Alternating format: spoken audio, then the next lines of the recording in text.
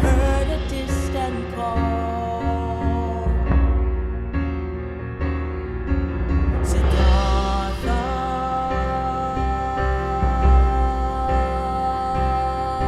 beyond the kingdom walls, he set out on his destiny and found the truth that set him free.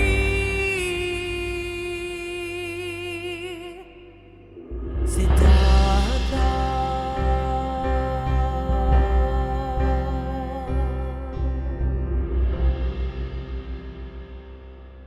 Okay, my guest today is Crystal Lindsey. I don't know where to start. We met in Portland, Crystal, about, God, it's so hard to tell now, 5 years ago, 6 years ago. I think it was 2015, so it's been about 6 years. About 6 years. Okay, Yeah. There went 6 years. And it was a classic, I'll never forget it because it was a classic Portland day. It was winter day, all right? It was gray outside. It was pouring like crazy. And I was renting space in a building I think it's called Big Pink. It's the tallest building in Portland. And I was working up there and all the power went out. Power went out everywhere except the elevator, which was nice. I guess they have backup for that. And so I went down to the lobby just to see what was going on and maybe see if there was any power down there. And there she was. I think we were the only two people down there. So, I struck up a conversation with Crystal and bam, there it was. I said, there's something going on here that we need to get to know about. And so we've been friends now for about 6 years. I'm just blown away with what Crystal has done in her life, what she continues to do. And, this is the theme of my program, people that have inspired me on my Siddhartha's journey, on my journey of life since I was about 17, and there have been so many people. And Crystal, you are definitely one of them. So thank you very much for coming out today and visiting with us. So I just want to start with a synopsis from Crystal's new book, which we're going to get into here in a minute. And this is a synopsis from Amazon that Amazon wrote. And let's just start right there. Crystal could have died 1,000 horrible deaths leading up to the night her mother tried to murder her. She was 11 years old when her schizophrenic, bipolar, drug-addicted mom attempted to kill her with an ice pick handle and then disappeared with everything Crystal owned. Shortly after that, Crystal's maternal grandmother informed her that she was disowned from the family. She didn't know her biological father's identity, where he was, and her sister had run away. Let's just take a break for a second. After I read that, I just wanted to breathe for a minute. It's like, when you think you have stuff going on, and we all have stuff going on in our life, we're at different levels and everything. But that one made me just want to stop for a minute, just go, whoa, hang on. Yeah. So, with all that going on, eventually Crystal graduated summa cum laude with 2 master's degrees. She went on to become a graduate professor, teaching at the graduate and undergraduate level, became a Fortune 500 motivational, and I say inspirational speaker, an entrepreneur, creating her own social media company. She served 6 years as an education employment specialist for 18 to 24-year-old former foster youth. She has recently authored her new book called Grit and Gratitude, and she's the co-founder of the nonprofit organization, The Foster. Crystal has dedicated her life to helping others navigate and overcome the challenges associated growing up in foster care. So, when I met you, you were in business, and now I forgot, I want to regress a little bit and go back to that story. So here's what happened in that conversation. Many things happened, but Crystal asked me about the office space I was renting. I said, well, this is, let's do a commercial for Regis. Regis, they rent offices international, they're all over the world, and I think there were 13 offices in Portland, and you could go back and forth. So I rent some space. And I was telling Crystal about it. She said, wow, do they have any offices in Rio de Janeiro, right? And in Portland. I said, well, yeah. She says, wow, let me get up there. And she went up there and literally rented some space in Rio de Janeiro because she was on her way there. And I think you even got some space for when you got back in Portland. And I thought to myself, whoa, hang on a second. This woman is going someplace. And I was impressed immediately by how you get things done and your enthusiasm and just that straight ahead focus. So again, that's why I want to have you on the program. And so, many of these things came out years later after I got to know you. In fact, the book and your story, I found out about less than a year ago when I watched something that you had posted on Facebook, and I never knew that story. And, I was just on the tail end of some stuff that happened in our family that was just incredible. So it gave me some comfort to know that. But most of all, what it did is it let me see that other side of you, which now you've dedicated your life to, which I'm inspired even more. As a businesswoman, you just knocked it out of the park. And now you're dedicating yourself to serving foster kids. So it's totally awesome. So I was thinking yesterday about this first question. There you are, 11 years old, and all these things are happening. What happened? Was there a mentor, a teacher, an event, something that happened along those lines at that age or in that period when all this happened, where you decided, I've got to change direction. I've got to do something with myself? Can you talk about that a little bit? Yeah, and I think the answer comes even by backing up a little bit further. So I'll kind of back it up and into that question. But my story, like you said, starts from being born to a mother who didn't love me. She already had 2 kids by 2 other women, was living on welfare, or 2 other men, living on welfare. And I was supposed to be a boy, and I popped out a girl. And so my whole life, she told me she knew I was a girl, she would have aborted me, and I'd never be nothing. And what do I think I am? Special, and I'll never be special. And she just took every chance she could to undercut me. And so I remember as a small child, though, that I knew I was different. As the outsider in that family, my mother cuddled my middle sister, braided her hair, sang to her, told her she loved her, all those motherly things.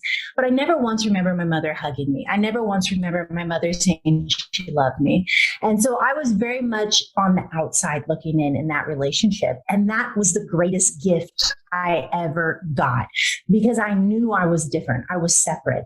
And so through that experience, one day my mom picked me up from school, and she was crying and driving sporadically, and it was pretty scary, actually. And she pulled over on the side of the road, and she whipped her head around, and she looked at me and she said, "Your dad is not your dad. Your mom is not your sister's not your sister. Your aunt's not your aunt. Your dad doesn't love you. You're nothing. You'll never be anything." And so I remember I was like, okay, all right. And so I remember going home and laying on my bunk bed and thinking about it. And I just remember always being an optimist. And I remember in that moment, and I couldn't have been older than 8 or 9, thinking, oh, right.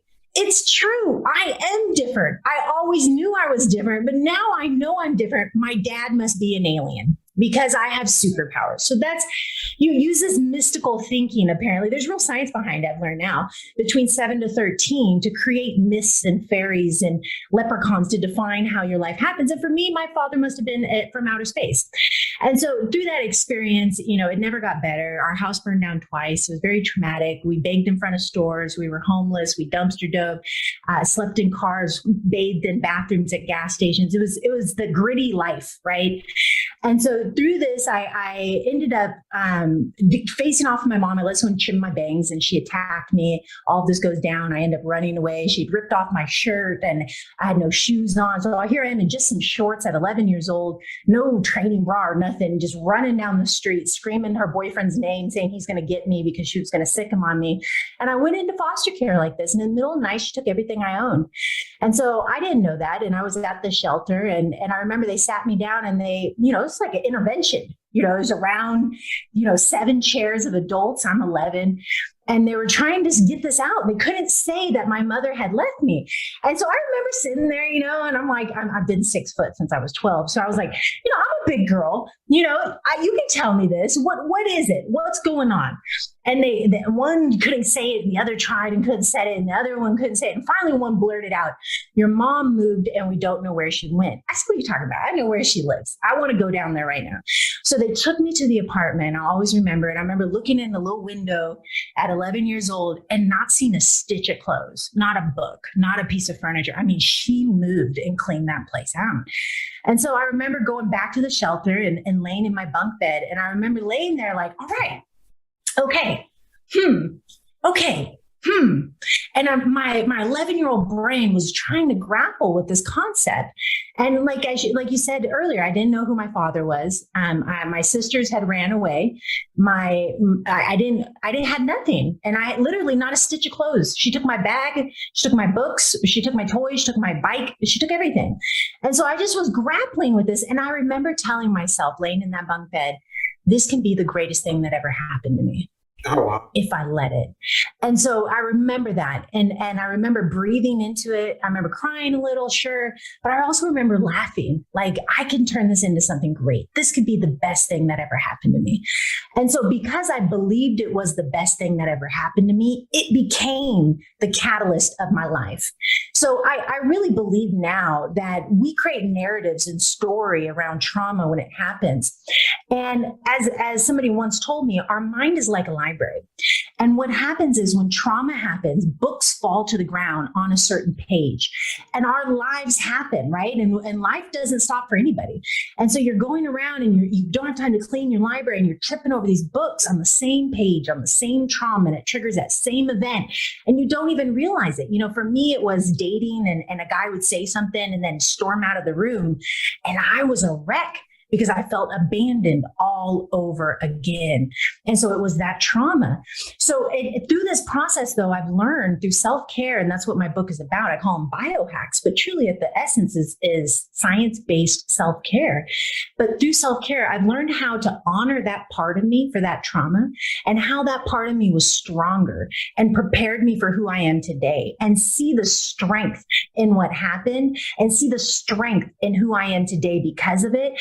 And because I redefine it as a positive event in my life and I see how it helped me, I can now close that book and put it back in the library and no longer trip over those pages. So it's a lifetime journey, but that's really, you know, what happened to me. I haven't had a mentor in my life. I really was all alone. 10 days before my high school graduation, I had a good foster mom and she died. And then it was a whole nother trauma. I went into homelessness and went to college to keep a roof over my head. And, you know, the story goes on and on and on. And I've been on the bottom rung of society for 20 years. And thank God I am finally not struggling. But it's been a really hard road to get here. But I had to trust that no matter what happened, every single thing that happened to me was a gift. And I was right where I needed to be, and everything was working out for me. And I had to trust that even when it felt like my life was imploding, I had to trust I was right where I needed to be. So I can see how I trusted I was right where I needed to be when I was 8 or 9 and my mom told me my father wasn't my father. I can see how I trusted I was right where I needed to be when I was 11 and they told me my mother left. I can see I was right where I needed to be when I faced 3 restraining orders. I can see where I was right where I needed to be when I almost died. I can see through this my life, these terrible things have happened to me, but I trust I'm right where I need to be. And that really has been my secret sauce, other than the daily rituals I put in place. Wow. Yeah, wow. And the fact that you're 11 years old and coming to this realization, it's just mind-boggling. But like you said, there's that window when we're kids where our imagination is at its height, you know, and we can imagine our way into or out of anything. So it's just amazing. So that sort of leads right into my second question. With everything that you've done and been through, what is it that you want to portray to the world? What's the purpose of your work and your theme? And it sounds like it's just to pass that on, especially to younger people, especially to foster kids. Yeah, well, you know, and I'll back into that question and then hit you with the answer. You know, I was once told, I did later find my father. The state found my father, and we're reunited. And he was a drug addict and a biker, and 6'8". They call him an intimidator. But now he's this incredible man of God, and he runs Habitat for Humanity, an entrepreneur. He's just an incredible human. And through that experience, I met his stepmother, who became a mentor to me in many ways in my adult adulthood, who was my grandma, may she rest in peace. And my grandma, while she had terrible advice, I could call her for anything. And she told me, she said, you need to stop wearing foster care like a badge of honor. You make people uncomfortable when you talk about your childhood and what you went through. And this came off of the heels of I was dating a very affluent man. We had been drinking into the evenings. I had mentioned that I could spot a drug addict because I was raised around them. He asked the right questions, and I revealed that my parents were, heroin addicts. And he kicked me out of his house in the middle of the night. And so I cried to my grandma, and she said it was my own fault and I need to stop talking about it because it makes people feel uncomfortable. And so at that point, I shut up and I never mentioned it again. And I committed to myself that I would go to my grave and never talk about this and quit wearing foster care like a badge of honor.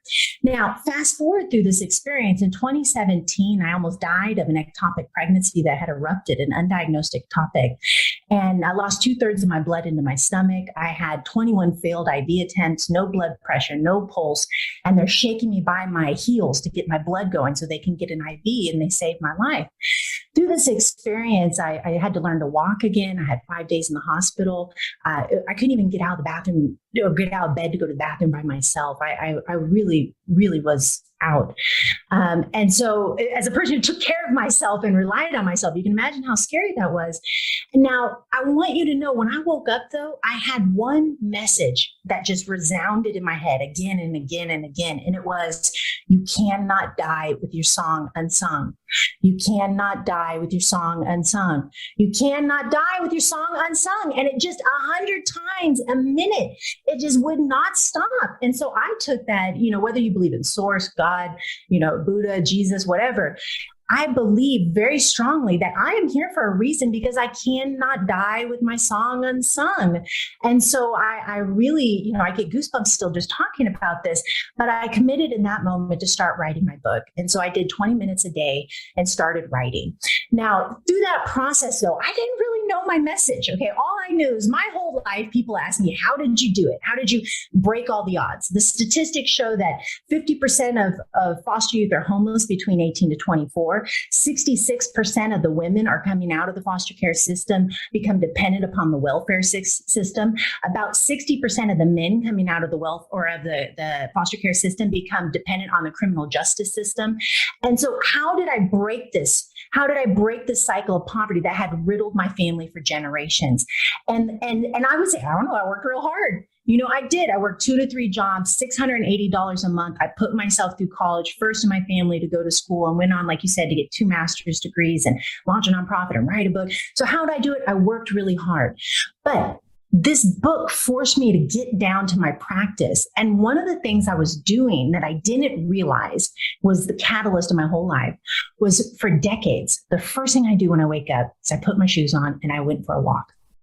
And I would walk for sunrise. I'd walk in the dark. I'd walk in the day. But I would take that moment, what I call a gratitude walk. And Tony Robbins talks a lot about your hour of power. It's kind of based on that now.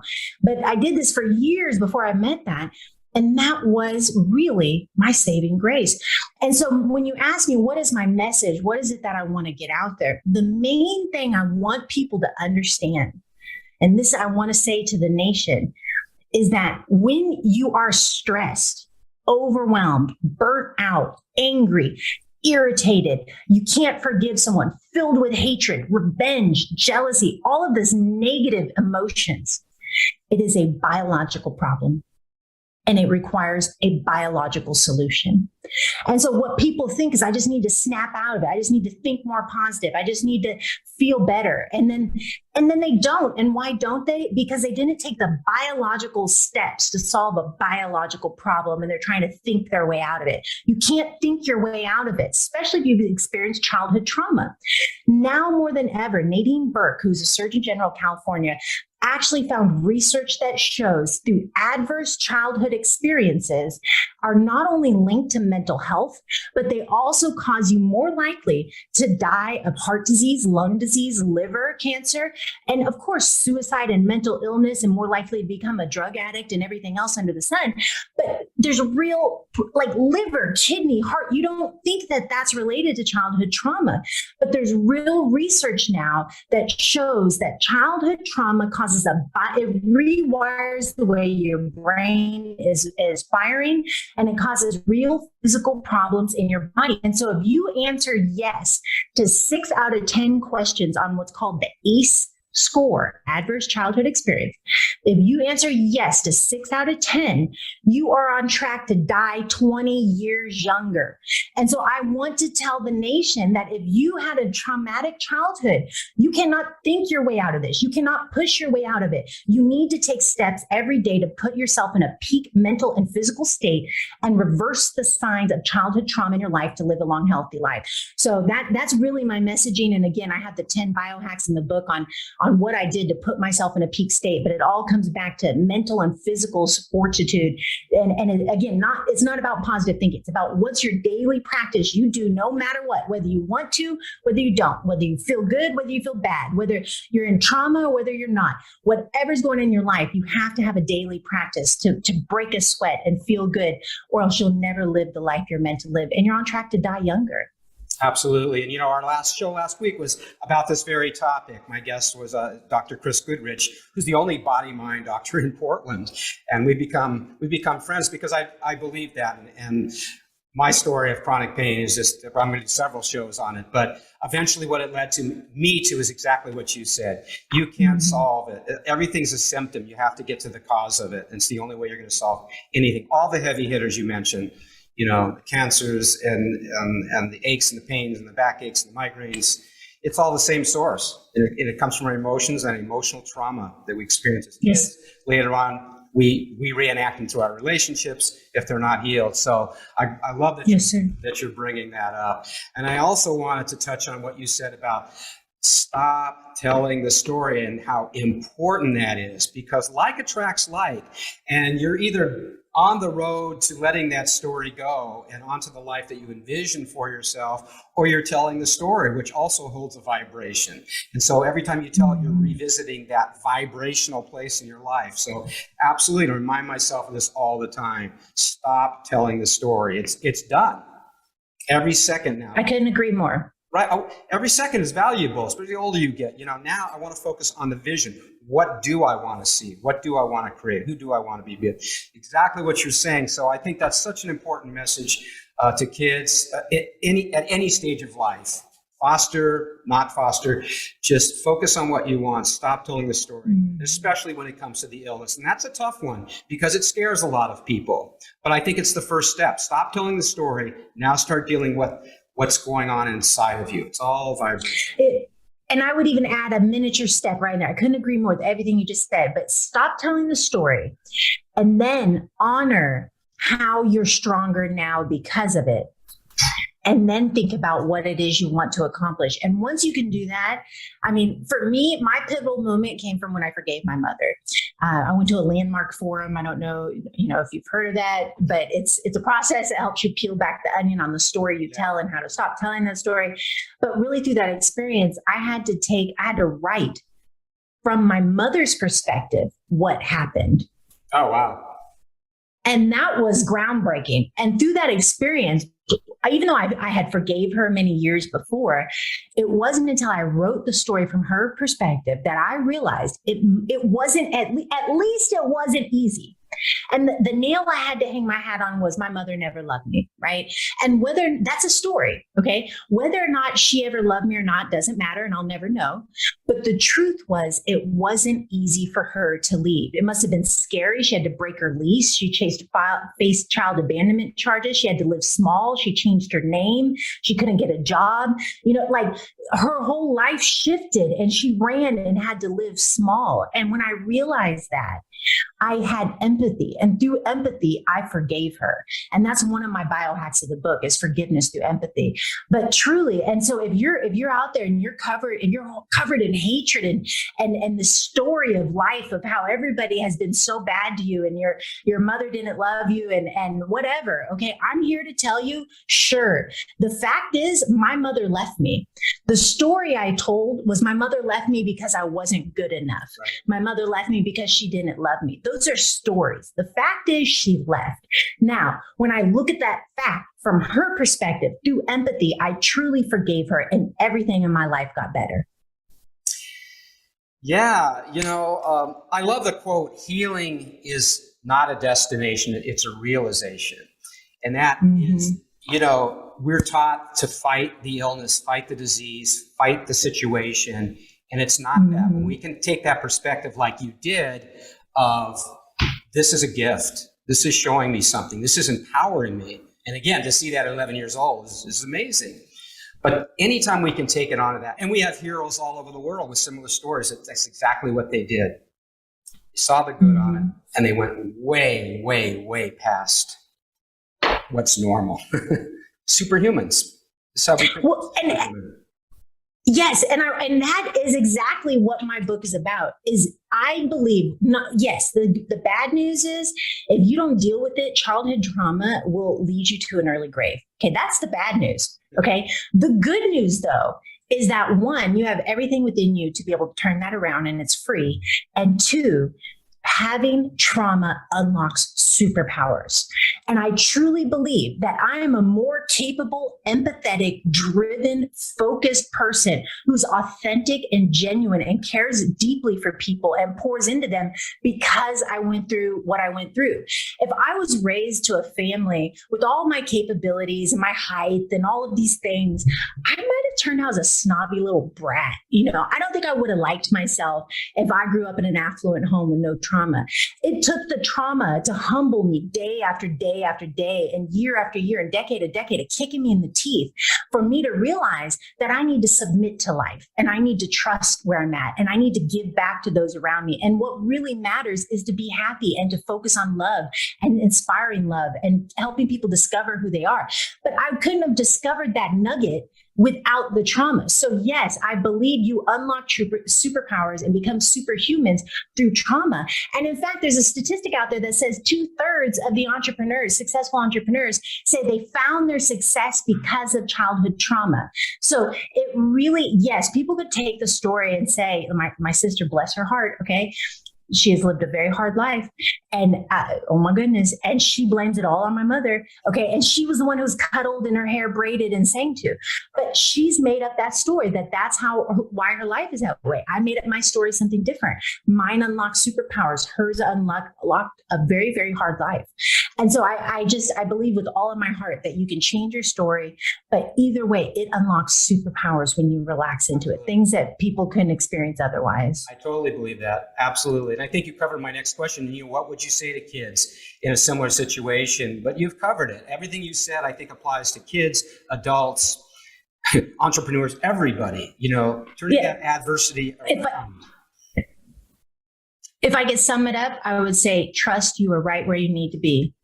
Even when life kicks you in the teeth, trust you're right where you need to be. And if you can find the belief, even when you're hurting and abandoned and scared and homeless and dumpster diving, whatever that darkness is, if you can trust in that moment you're right where you need to be, you can move through this and turn it into your superpower and live an incredible life. Yeah, acceptance, exactly. Mm-hmm. So I went to a body-mind doctor in California. He didn't put a hand on me. We sat there for 2 hours. He just said, man, radical acceptance. This is a medical body-mind guy, but body-mind guys work totally different. Yeah. I was literally sitting on the floor in a meditative, and he was in his chair. He didn't even read the intake. We talked for 2 hours. He goes, radical acceptance. After I told him everything that was going on, it all boiled down to that. So I love that you're affirming that. Truly. So truly. Whoa, Crystal. Well, my next question is, what do you do to relax? And in the background there, I see your painting. And I just learned this, I think it was yesterday. I was looking at some of your videos and I saw you on there painting. Now, this is a whole new thing. So it sounds like that's what you do to relax and to inspire you. If you'd like to say a few words about that. Absolutely. For me, I never considered myself an artist. And yet I had a person in my life who painted every day at 3 o'clock because that's what you do when you're a stay-at-home mom and you're retired. And so that really inspired me. And I ended up living with this woman for a couple of months. And I said, I really want to do these acrylic pours. I've been watching the videos. I really want to do it. And she says, no, it's too messy. And so I honored it. It's her house. I was like, okay, I won't do it. And this was just a couple of years ago, within 2 years. But as soon as I got my own apartment, the first thing I did was I wanted to buy everything to do my acrylic pours. And so you got to get the flow trawl and the paints and the canvases and all this. And I just started, pouring and doing, you slide it around. And there's the beauty of it. And this is really a metaphor for life. Okay. The beauty of acrylic pouring is you really don't have any control. And so we have this illusion of control in our life. We have to believe because we drive on the right side of the road, then we're going to be safe from a head-on collision. We have to trust that. But really, at any time, somebody could drive over there and smash into you, and you did everything right. So that's just one of a million examples that we believe we have control when really we have no control. And so, but without an illusion of control, we can't move forward. So we believe we have control, but when we relax into the fact that you're right where you need to be, and that you don't have control, and that just do your best every single day, and put yourself in a state and pour into people around you, and that's perfect. Then all of a sudden you can move through that. Now, that's what I do with painting. So I trust that whatever happens on the canvas was meant to be. I relax into the fact that I don't really have any control. I pick the colors, I pick my technique, I pick the size of the canvas. That is my control. But once I start painting and throwing it on there and mixing it around, I couldn't have done this. Look, to me, this is like the Michelangelo where the fingers touch, right here. I couldn't make this happen.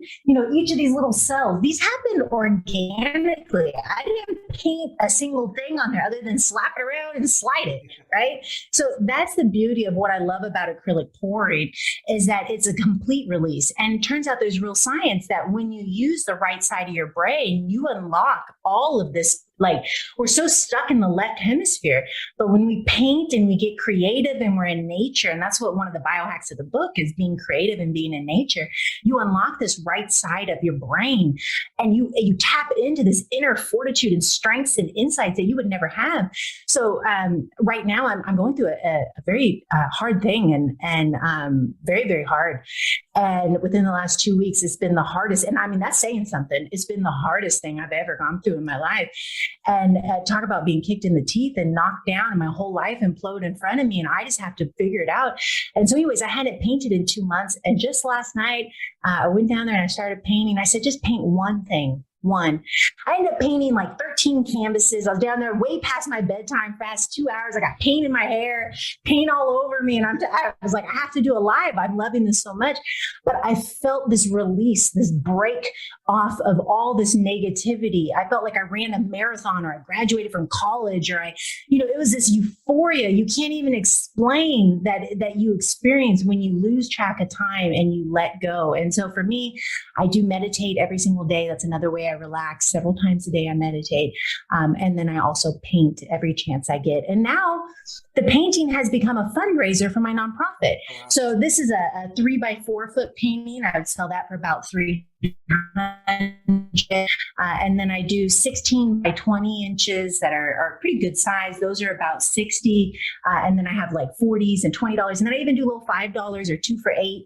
And I all of this, I go to these trade shows and artisan markets and I sell my art. And I've actually got a little reputation locally. And I got some commissioned work in businesses. And all of this goes to buying gifts for foster youth on their birthday, to let them know they matter. So it's kind of fun to have something that lets me unwind and give back. Awesome. Well, we're running out of time here. So just real briefly, if you could just hold up the book, let us see the book again, tell people where they can get the book. Definitely get this book, Grit and Gratitude. I know I've seen it on Amazon. Get the book. Tell us a little bit about the nonprofit organization, how it's going, Yeah. what are you doing? Absolutely. Well, can I take a story real quick? Look. Yeah. Hold on. This right here is for social. Oh my gosh, that's so amazing. No. So speaking of that, I'm going to post that on the Fostered's website. So thefostered.org is my nonprofit. Thefostered.org. fostered.org. So like foster care, fostered, past tense, with the ED at the end, fostered. So the Fostered is designed to help foster youth know they matter. You know, I had a lot of dark times in my life because people forgot my birthday and I didn't have family around me and I didn't have people that cared about me or knew me. And I would go to work and come home and it was like another day. Nobody even got me a cake. Nobody even, told me happy birthday. And when you're really going through stuff and somebody forgets your birthday, that's like the lowest low, I mean, you need a reason to feel bad when you're in a bad mood. There you go. It's like nobody even gives a crap about me. It can even lead to suicidal thoughts, honestly. You start wondering, like, why am I even here? What's my life worth? Would they even notice if I was gone? Nobody even cares about all this negative. They call them automatic negative thoughts, ants go through your head. And so for me, I had several birthdays that were forgotten. But I also had an experience when I was in foster care where I got an art set. And in this art set, they gave me, pens and pencils and stuff and a little wooden box, and it opens and it has a little clasp. And I remember thinking, like, somebody cares. Somebody cares about me. I matter.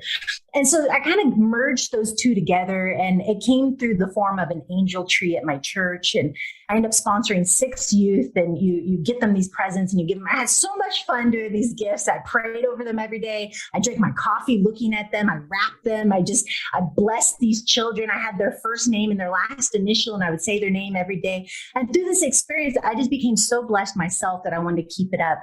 And so the Fostered was born. And so this is our 20th month in a row of buying 3 gifts for foster youth on their birthday. And each gift is $75. So you can get a lot on Amazon for $75. And so we pour into them with things that inspire self-sufficiency or independent living, and write them notes and let them know they matter in this world. And how can people contribute to the nonprofit? Do you have a website? thefostered.org. Please go and make a donation. If you do make a donation, I'm going to probably send you a painting. So if you want to purchase a painting, I can do custom work. Send me a picture of something that inspires you. I had one guy say, I'm not going to send you a photo, but how about I just give you words? Creativity, innovation, and education. Paint that, the convergence of those. I'm like, okay. So like whatever it is that inspires you, I would love to bless you with a painting, and that hopefully can embody and then beautify your life and signal to you that you're made a difference in the lives of foster youth. Every single dollar goes to gifts. There is no overhead. I buy all the art supplies out of my pocket. I don't get paid a dime. Nobody gets paid. It is literally an act of love and service to give back. So I would love for a donation at thefostered.org. You can follow us on Facebook at The Fostered, Instagram at The Fostered.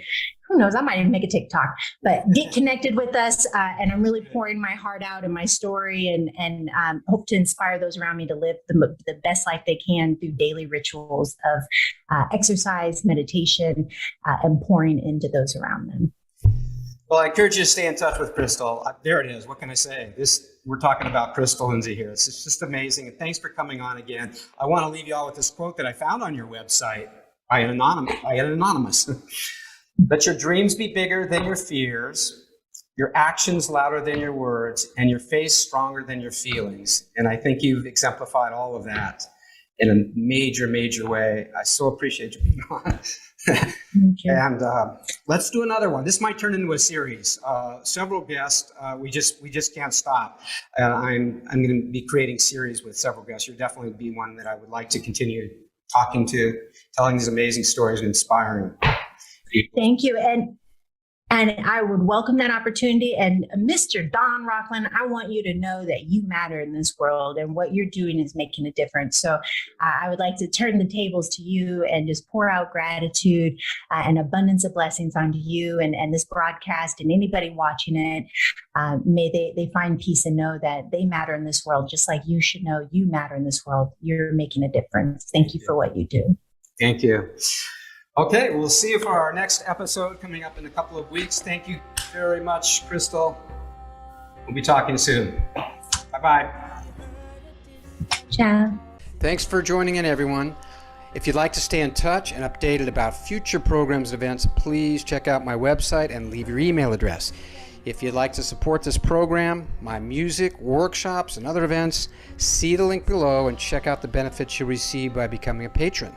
Meanwhile, I wish you maximum creativity, power, and love. See you next time.